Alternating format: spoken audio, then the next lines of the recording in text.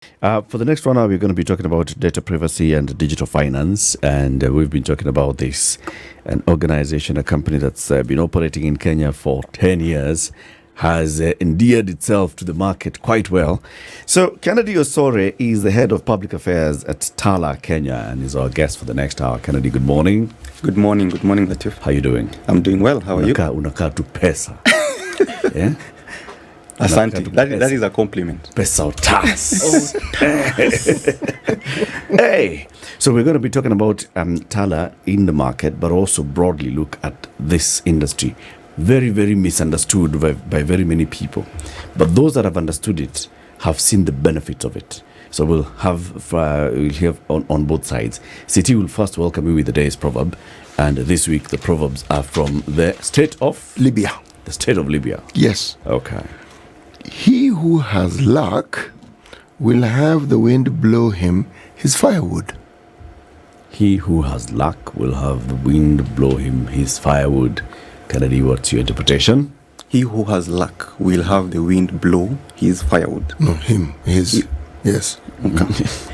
My interpretation of that proverb, if I think about it, is if you have the odds on your side, then a lot of the things you probably endeavor to do or are happening in your life will go the right way because you are a lucky person or things are stacked on your side. That's how I will think about it. If your stars are aligned.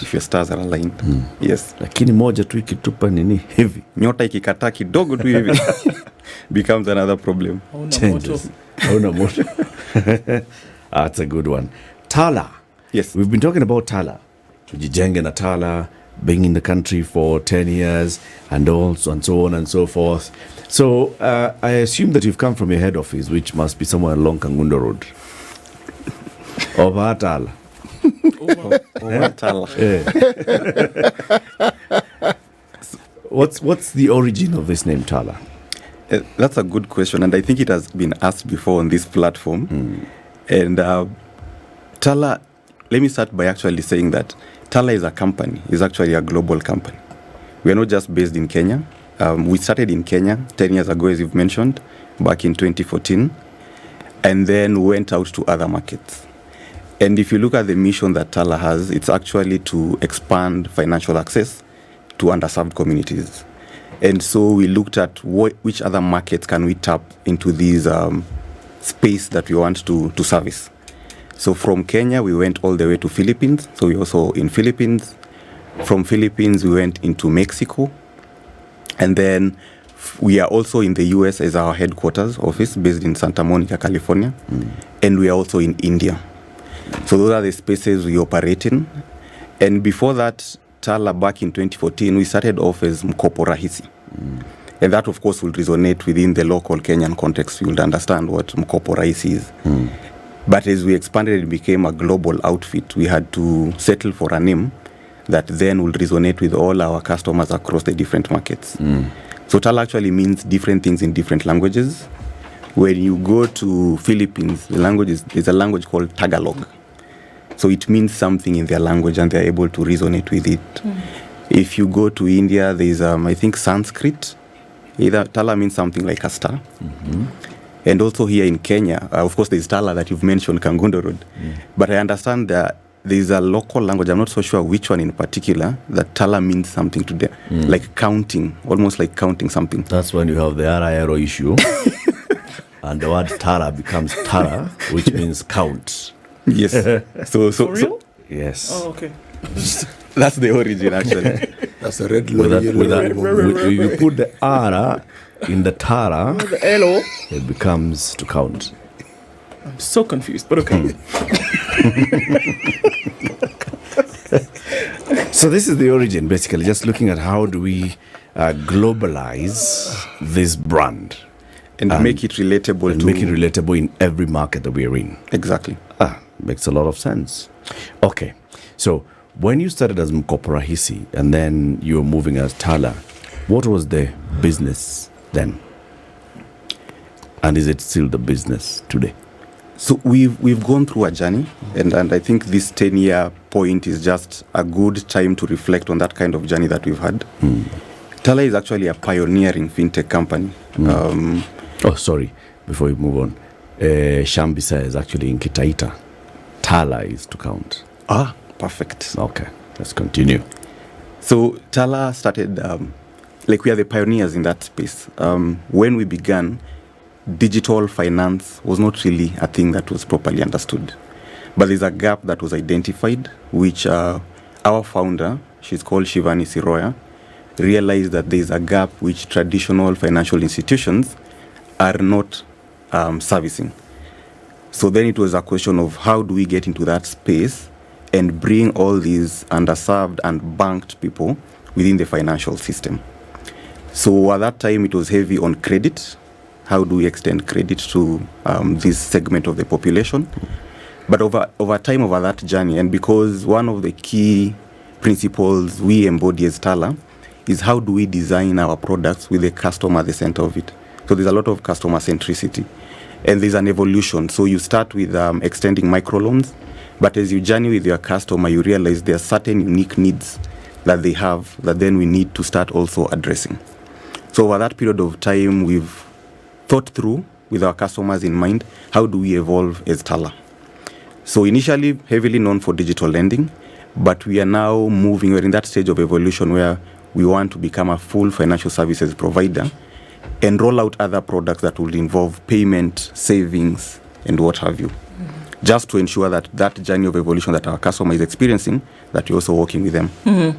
So that's interesting. You talk about working with the customer because, look, when we look at what the lending atmosphere has been, that it was really just fulfilling a need for people, right?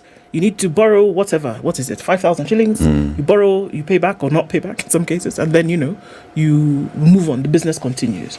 But then when you talk about working hand in hand with a customer, have you actually seen that folks have been able to have access to this credit and have grown as a result of it, and seen actual growth because of the service that you've been able to provide for them? And at Tala, actually, that is a key thing for us, because one of the other ways we like to look at ourselves is that beyond just being a financial services provider, we're actually a data-driven company. A lot of our decisions and how we project or how we roll out some of our products are heavily dependent on the kind of data we have. And out of the insights of that data is then how we tailor these unique sort of products that will meet our customer needs. And over time as Tala, we have done research. We have come out with impact study reports. And even there's something we call the Money Match report that we release also. And these reports just go into trying to examine what is the impact that this space of digital lending, and also Tala in particular, has at the end of the day. Because we are not just fulfilling a need of somebody getting a quick loan to settle some emergency, but we are trying to push for that agenda around financial inclusion. So we have to measure against that parameter. Are we having that real impact? So if you look at those kind of reports, you'll actually see a lot of interesting insights. And one of the things we've also noticed is even from a gender disaggregated sort of data, you will find interesting insights around how women will borrow and how their repayment sort of approach is as compared to men, the youth, small, medium enterprises, and that kind of thing. So you're almost able to, out of those insights, realize that if this is the segment of the population that is taking this kind of credit, how then are they using it to improve their lives? Has there been, especially when you look like at our, let me call them mature borrowers. So somebody that you've worked with, either the 10 years that we've been around, or 8 or 9 or 7 years. This has been a consistent customer that has borrowed from the get-go. If you trace their journey, and we actually take customer testimonials. I know one of my colleagues was here the other day during Drive, and he can better even speak to that, because we are able to go to the ground and capture testimonials, and customers actually saying how Tala has changed their lives. If they had a business, how that has made them improve from one stage to the other. So those are the kind of data we rely on, just to also make sure, in as much as we are a business, are we still tracking to our mission? Because at the core of it, we're a mission-driven company, which is about enhancing financial inclusion. Okay. From in those years, do you think this market, or no, your business has gotten better understanding? If you look at, the kind of borrowing patterns and the thinking and the perceptions in the market then versus the perceptions in the market now, is it changing?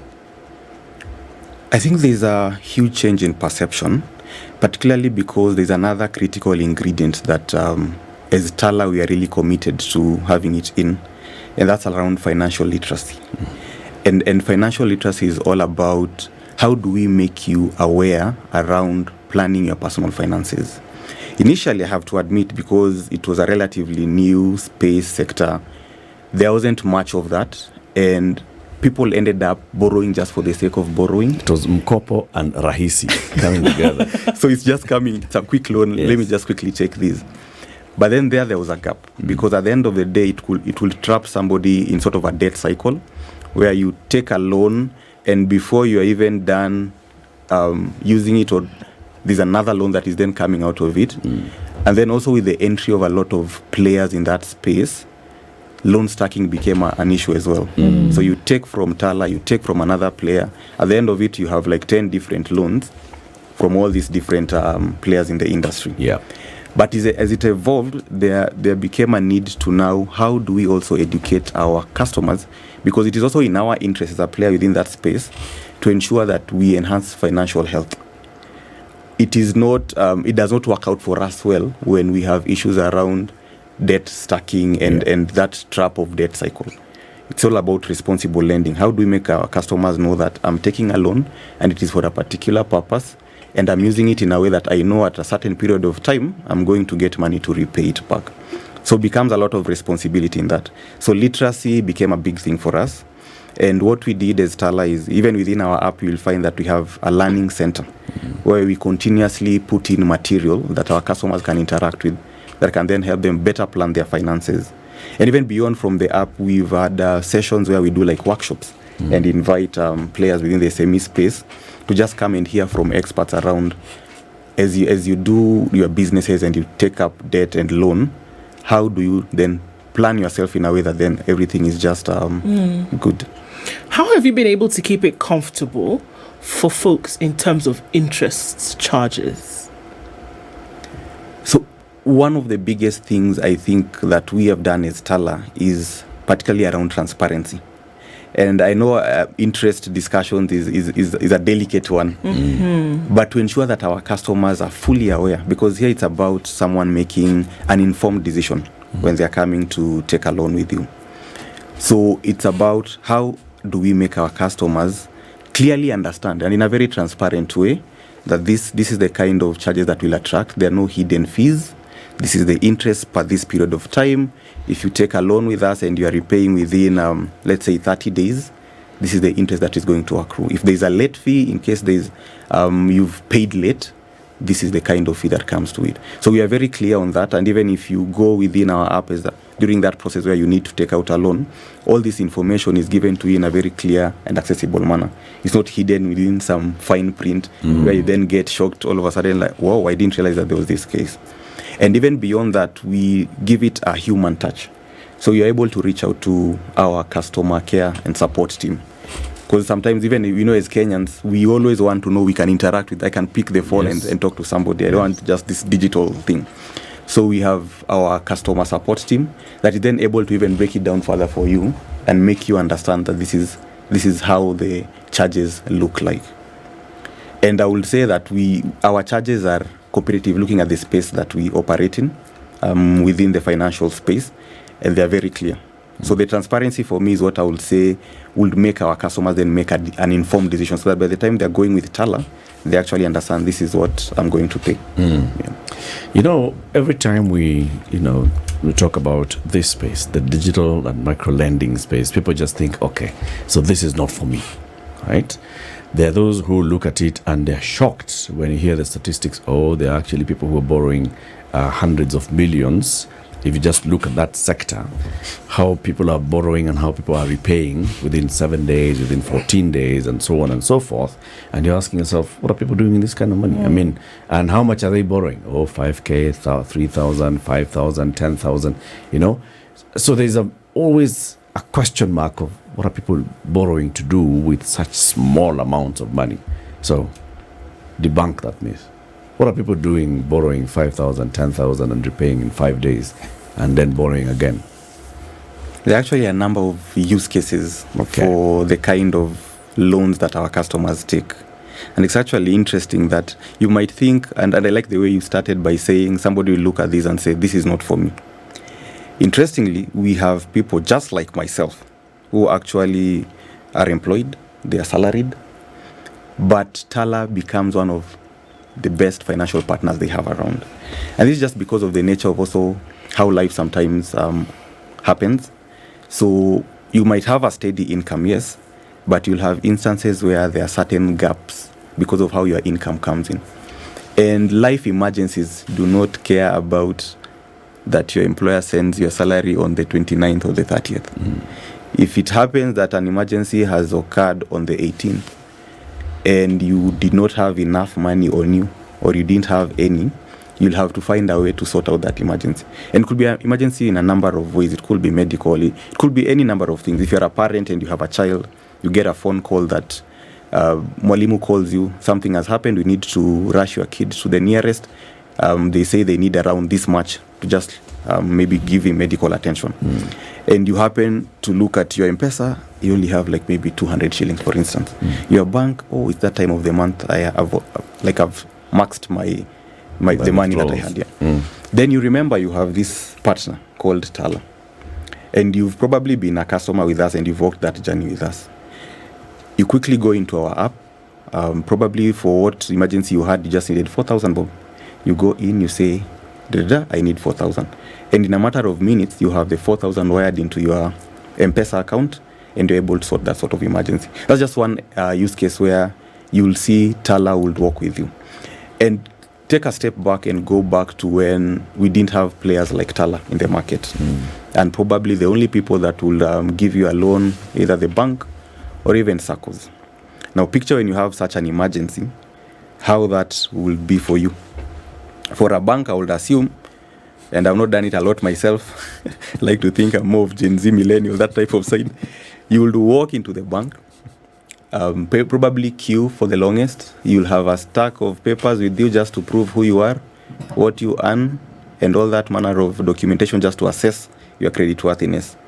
And before you know it, even the emergency that you wanted to solve clearly, time will not allow you to do that. But then everything now has become digital. And as Tala, we have heavily leveraged on AI and machine learning to even do faster approvals. Because from that, we're able to quickly assess, can we extend some credit to Latiff? And if we extend, what is the limit we can give him?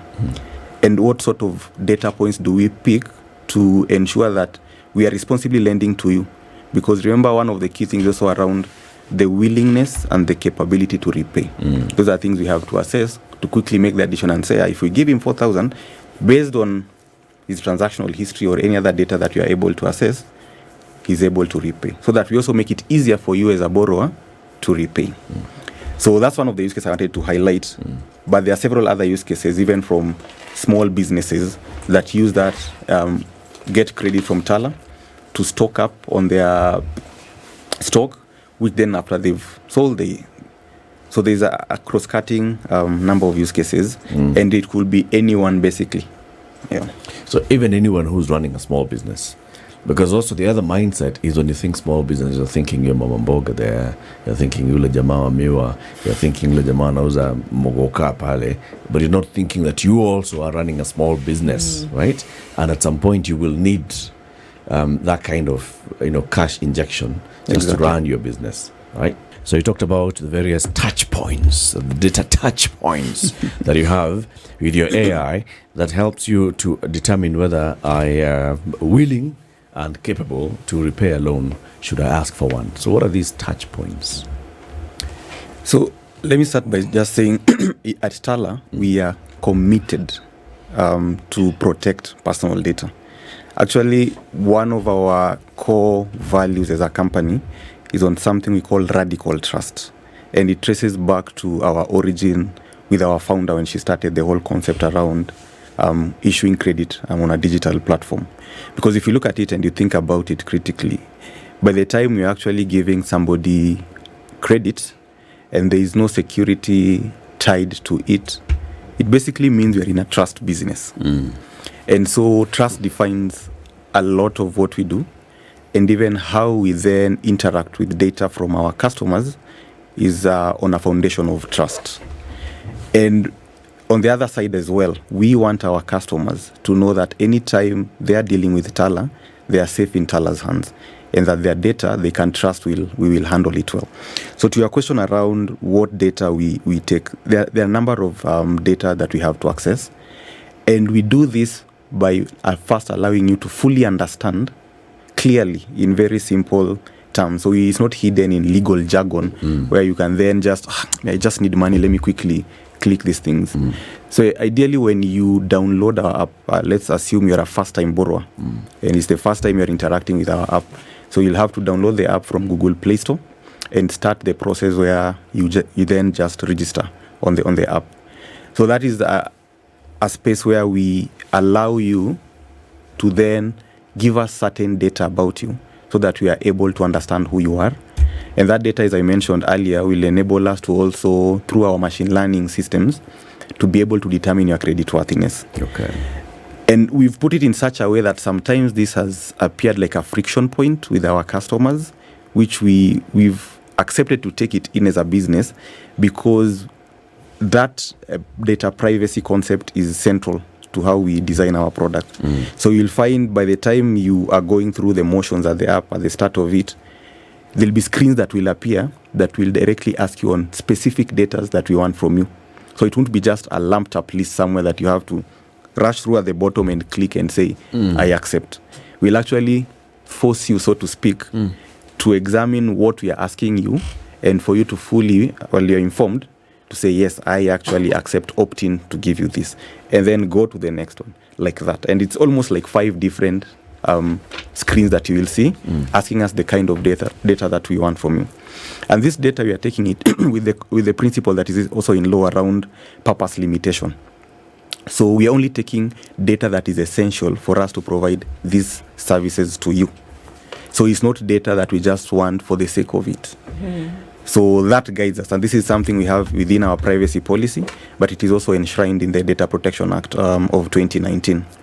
So once you are clear and you've given consent that this is the data that we are going to access, and these are the reasons why, then we can now go into the app, register, and borrow and request for a loan. So you're saying essentially that there is nothing outside of what I, as a customer, for example, have given you authority to share or to request that you will not. Precisely. So there will never arise a situation whereby you have gone and you've given, what is that thing they say that everybody in my contact list, for example, you have access to, like you said, for purposes of, further information later or understand what the situation may be. Let's say you do that and have a conversation with somebody about, okay, Ndu has not paid her loan. Can you have that kind of conversation with that individual? Or what kind of information are you getting from from the people on my contact list? Because these are the issues that people would have, right? What kind of information are you getting from CT who's on my contact list, or Eric who's on my contact list? Is Ndu okay? Have you seen her? Or, by the way, Ndu owes us some money and has not paid. What exactly are you asking these individuals for? Because you've said that I've indemnified myself essentially, and I said you can have access to my phone contacts, provided that this is information that you're getting. So who's the fly on the wall who's making sure that when you're in that room speaking to my people, that what you're asking of them is what I've allowed you to ask of them? Let me first start by saying that we are very clear, and we do not shy away from saying, as a business, as Tala, that we will never contact anyone in your contact list. And that is a mantra we do not only say, but we live by. We only contact you as the customer. And the reasons as to why we would pick data from your contacts list is around what I said around the data points that we use, even extricating behavioral insights. So one of the data points is around network usage. So you might find you're a customer, but within your contact, within that network of contact, there are other Tala customers within them. So it's for us to see if Ndu has within her network of contacts other customers, and we've seen that these customers have a good repayment history. It is more likely then that if Ndu associates with those kind of people, that her capability to also pay or her willingness to pay would be like that. Okay. So it's the contact is not to contact them, but to see within, and this was almost ties to the it's a concept show me of, your friends. yes, it's like kind of- guarantors almost also if you Okay. look at it, that if Ken and Muga can guarantee Latiff, and we know Ken and Muga are fairly good, they've been in our circle, they've been, then clearly then Latiff is somebody we can trust with this money.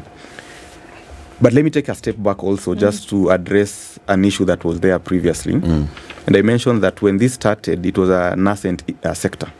So a lot of also the regulation within that space was non-existent. Yeah. And between, I think, years 2018 to around 2021, there was like a proliferation of so many rogue players within the space. And when they came on board, there was no proper self-regulation, so to speak.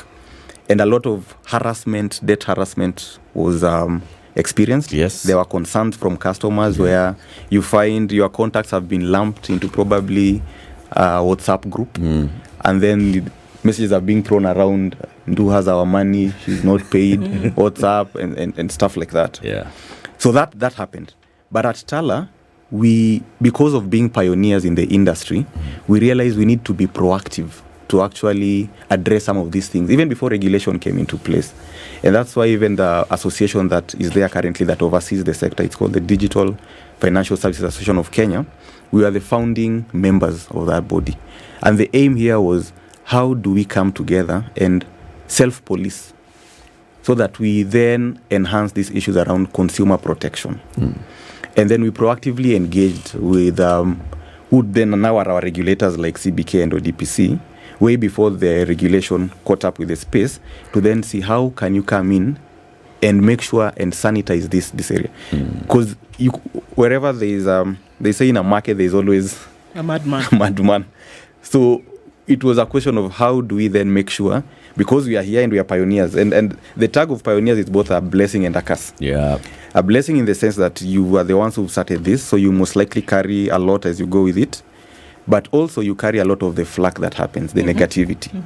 So that if somebody gets some sort of harassment, they'll be like, wale watu wa Tala wamenipigia.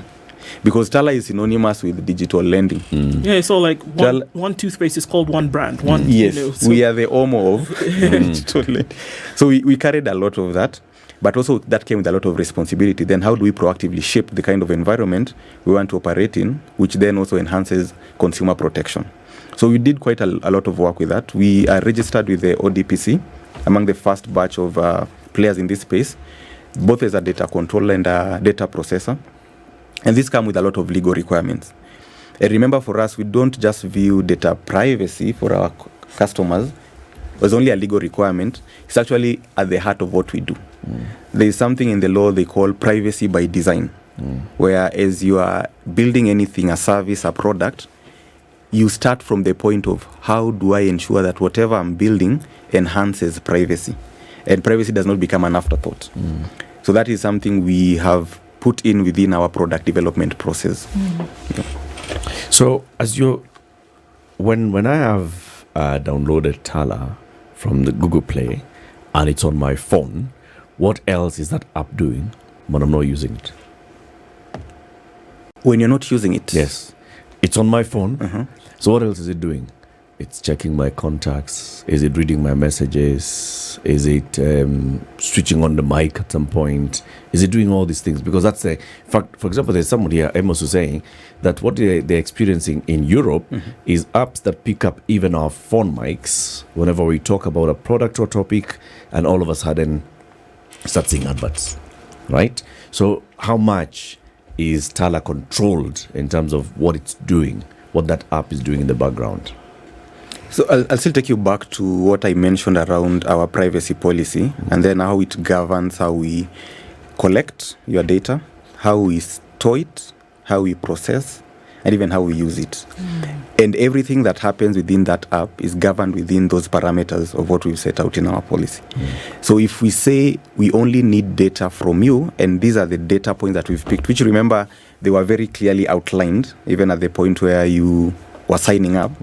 And beyond signing up, now that you're a customer, within the app, there's a link you just click that takes you directly to the data privacy policy.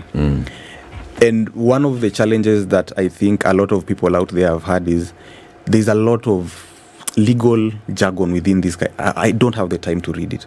We've really tried to simplify this in a way that is very clear, where you go and it's very specific without a lot of words, that these are the data sources that Tala will pick. Then enumerated 1, 2, 3. These are the reasons why. You have the right to withhold certain data from us, or even reach out to us and say, I want this certain data either removed, deleted, erased, because those are the rights that you have. But we're also clear in telling you that we need this data to provide a certain service to you. So in the event that you withhold some of it, we may be unable to provide that kind of service. So it's very clear. So the customer understands how that happens. So even when you're not using your app, like right now, maybe you've not gone to borrow, you know that the app is there now trying to pick other signals. It is only for the purpose of, are we looking at, for example, Ndu's transactional history, because now she's gone into the app and she wants a certain amount of money. It is only for that purpose. And also, I mentioned something around our machine learning. One of the key challenges that is within the digital space and even the digital financial space is around fraud. And we've seen issues around SIM swapping and even identity theft. So our machine learning is also there to enhance certain security protocols and identify fraud. We've seen people steal other guys' IDs and use that to borrow money. So how then do we try and put in measures to sort of mitigate against those kind of risks? So our app is only picks those data points for the specific purposes that we have mentioned to you, and you've allowed us to do that. That's what you say. What's the guarantee that what you're saying is exactly the truth? The guarantee is that, let me find the best way to put this.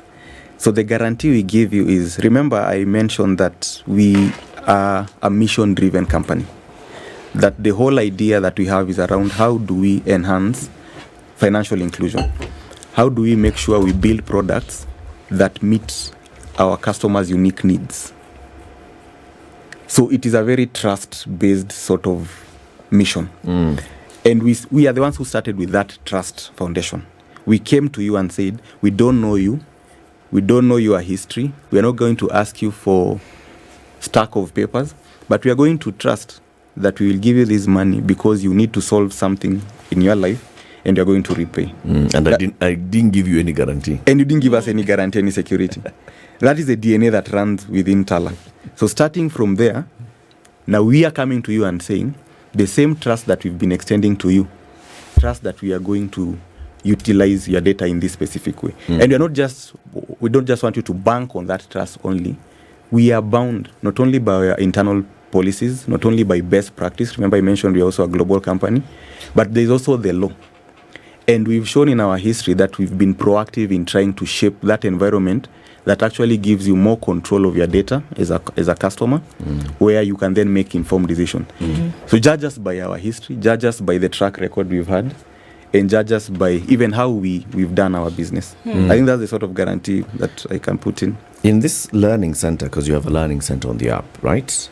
Do you also continuously enhance and talk about that message of trust and say that these are our regulators, and should you have any issue, you can even get in touch with them? Because one of the things, of course, with data is I see there's a level of, if there's the Office of the Data Protection Commissioner who is oversighting you, then also give me that reassurance that we are under the ODPC, and you can even get in touch with the ODPC. Should you talk to us and you have issues about our data, you can also still talk to the regulator. Are you open to that?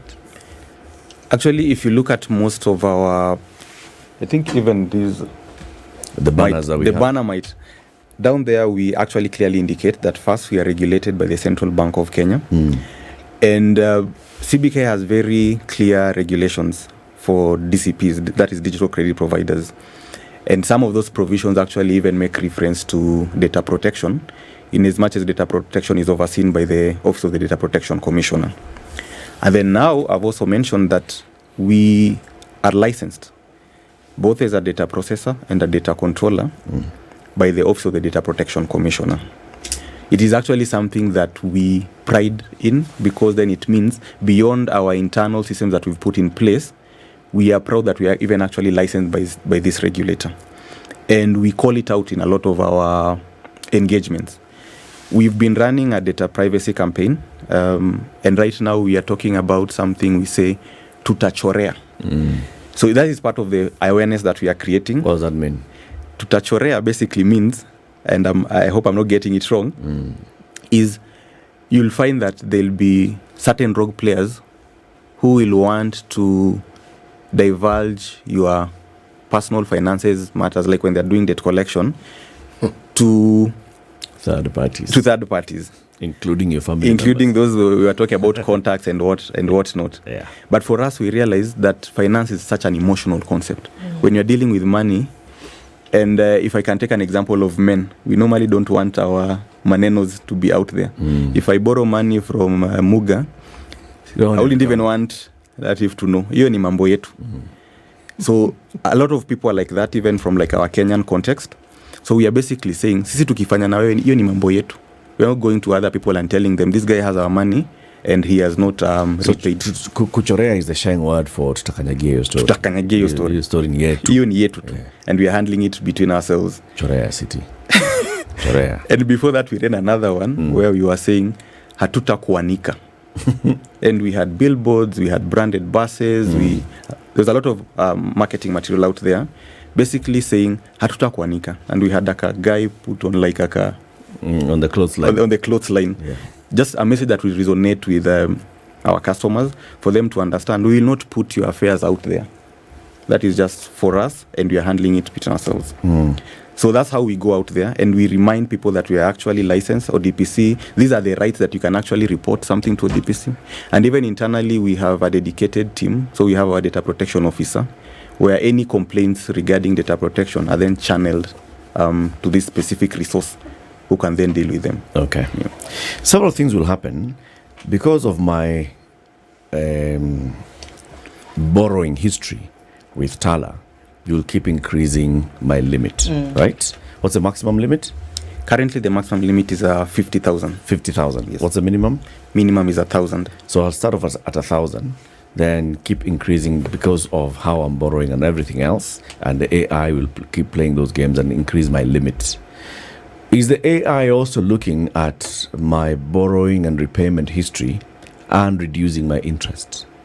What I'm asking is, does my credit score work for me beyond, I know the credit score works against me if I am those, bad borrower, if you can see that I'm, in a loop of credit and all those things, and you're like, let's limit this guy and let's retain this credit. So if it's working very well, that you can move me very fast from 1,000 to 50,000, can you also drop me in terms of the interest rate? So there is something we call risk-based pricing. And that is something that is also embedded within the calculation of interest. And even right now, if you look at it, the regulator, which is the CBK, is actually pushing for adoption of risk-based pricing, because then that allows you to actually personalize finance or credit to a particular customer. Because I can't treat Latiff probably and Muga the same if your trends of borrowing, repayment, and probably any other details around you are different. There's need to personalize that to you. So if you have been in default, probably, how that AI will calculate the interest, the risk profile for you will be different. So there'll be like a margin in terms of where that interest plays at, depending on your risk profile. Okay. So if you're a less riskier person, and this will be determined by your history, then within that margin of interest, you will get something that is probably lower compared to somebody who's a bit more riskier. Okay. Yeah. Does the app tell me? Well, we have assessed and Because you're of doing so Wanjiru. well in terms of your risk profile, so we are offering it to you at this percent. So that I keep knowing that it's because of my performance that I'm actually improving in terms of the interest. I know for sure that the app will show you the interest that will be applicable to the loan you've borrowed. I might need to check whether it will tell you that this interest is lower Than the average market. yes, because of your risk profile. I might need to confirm that and check. And probably that's a good idea. If it's something that is not already there, then just to enhance that transparency and trust with the customer, it could be something that might be adopted. But I'll need to check that and confirm whether we actually indicate to the customer. How did you handle COVID? Because during that period, very many people who previously or prior to COVID were in a position to not only borrow but to repay. And then suddenly their finances went this way and that way, and were not able to meet the obligations that they had. COVID was a tough time, I think, for customers and businesses alike, and everyone just went through a rough patch, I'll say. And within even the credit space, there was a lot of, I would say, a lot of defaults, and this was because of the nature of the environment at that time. No one was actually just getting money. So businesses lost, and I think to a great extent also customers felt the pinch. Our business, I believe at that time, slowed down a bit, naturally as any other business would have. In terms of specifics on maybe how that impacted financially, I'm not sure I have the exact details of how that impacted, but I know business slowed down. Even the rate of giving credit out to customers was hampered. And even a lot of our customers, I think, during that period of time, because of what was going on, were not able to repay their loans. But then I mentioned that our customer support team, because they're very accessible, you'll be able to call and say, I had this business, my shop. Clearly, because of 1, 2, 3, I was unable to repay you. Do we get into a plan where then we can sort of structure that loan? And so we had those, particularly our mature sort of borrowers. Were you getting in touch with the borrowers, or were you waiting for them to get in touch with you? So it was both ways. So we have a system where our collections team, based on certain milestones, actively discuss with our customers. So based on a certain milestone that somebody has reached on the collection process, our team can either reach out to you directly and say, we've looked into your file, this is how things are looking. Is there any challenge you want us to assist you with? So that's one side from our side. But we also have the other side where, and we encourage our customers actually to do that, where if you already even start seeing trends that probably you are not able to make a repayment, then you proactively reach out to us, tell us this is the issue. We'll assess that and see, and probably get some evidence from you just to back up your claim, and then get into arrangement where we are saying, okay, then this is how we are going to structure the payment. I asked for that period specifically because I'm interested in knowing, since you're a data-driven company, the percentage of people who had problems, how many of them volunteered and came to you instead of you going to them?